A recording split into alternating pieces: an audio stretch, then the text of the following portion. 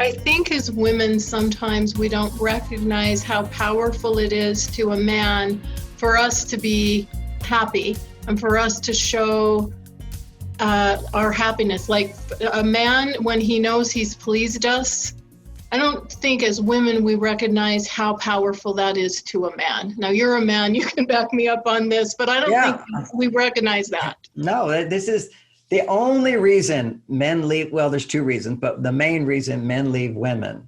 And I've seen a lot of men who wanted to get divorced from their wives, and I've helped them change by recognizing their mistakes. They always say, no matter what I do, it's never enough to make her happy. That's it. That's the mantra of the unhappy husband. Oh, she's never happy. I did this. It wasn't enough for her. She always has a complaint. It's like a never ending neediness. I can't give her whatever I do. There's always something wrong. I mean, that's another one annoying thing. I do whatever I did, but you didn't do this. But why didn't you do that? Questioning. That's another annoying thing. So it's ultimately, if you want men to be engaged and involved, you have to have priorities. What's the most important thing in your life? A clean house, clean dishes, everything on time, ship top perfection everywhere, or having a happy life, having someone who adores you and loves you and wants to take care of you, would give his life for you without hesitating. Now, that's the main thing, is a woman's happiness. And now, this is not an absolute requirement, but if your goals are to have passion, well, the kind of passion you'd have when you make love, you have to have good sexual skills, and you have to enjoy sex just as much as him.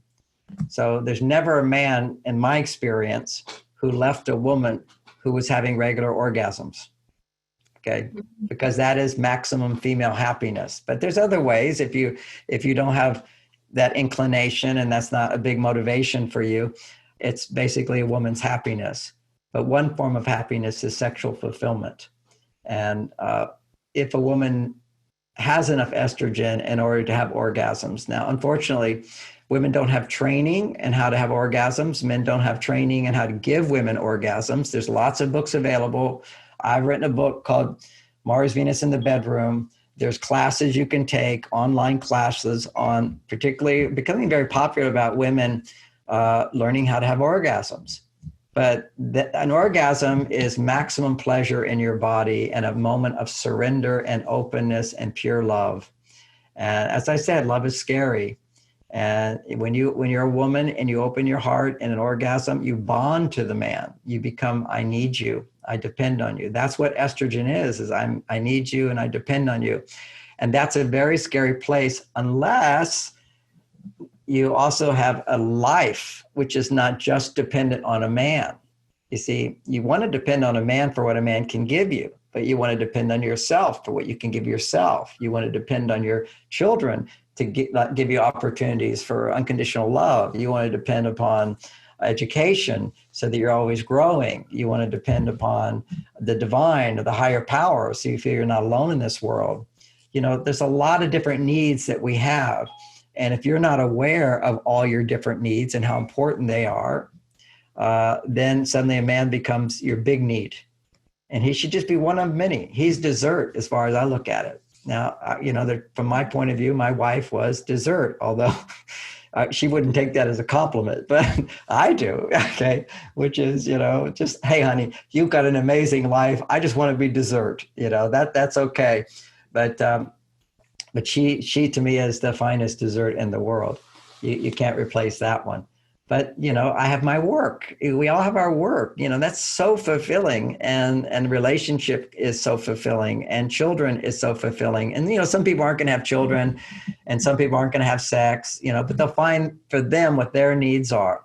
But if you're, for your soul, sex is important to you and you're denying that, you'll be too needy for other things. So we want to get neediness out of our life. And again, one of the symptoms of neediness is demanding someone to change for you to be happy. That's neediness. Needing is what a person has available to you. You appreciate it. And, if I'm hungry, I eat food, I get it, and then I'm done. I don't keep wanting more and more. So when we want more and more than what's available to us, that's needy. And that makes women become more critical, more demanding, more controlling, more nagging. And just shift gears. The whole thing is a flexibility and focusing on other things make me happy through what I say and do other than just my partner. Yeah. One other just real quick one on that one is there's a tendency for women who say, yeah, I can't depend on my partner. So I have my friends and I have this and I have this. Friends is another big need we have. And I have this and I have this and I have this. But secretly in their side saying, yeah, I have to depend on my friends because I can't depend on my husband. So they use that same philosophy I just said, which is if you're not getting from your partner, get it somewhere else, as opposed to get certain things from your partner and get other things from others. And that is healthy. And that's how life is. It's not to be resented, because I've seen people do that. They kind of go, yeah, I can't get it from my husband, so I have my friends to do that. And I go, wait a second, what are you talking about? What do you have from your husband? Well, that's in the ballpark of what a husband should provide for you.